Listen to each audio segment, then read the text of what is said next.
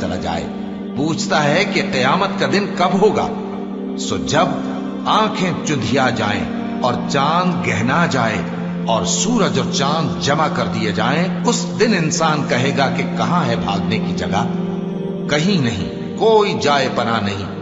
اس روز تمہارے پروردگار ہی کے پاس تمہیں جا ٹھہرنا ہے۔ اس دن انسان کو جو عمل اس نے آگے بھیجے اور جو پیچھے چھوڑے ہوں گے سب بتا دیے جائیں گے۔ بلکہ انسان آپ اپنا گواہ ہے، اگرچہ عذر و معذرت کرتا رہے۔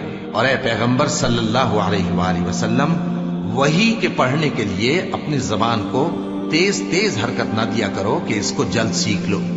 اس کا جمع کرنا اور پڑھانا ہمارے ذمے ہے۔ سو جب ہم اسے پڑھا کریں تو تم اس کو سنا کرو اور پھر اسی طرح پڑھا کرو۔ پھر اس کے معانی کا بیان بھی ہمارے ذمے ہے۔ مگر لوگو، تم دنیا کو دوست رکھتے ہو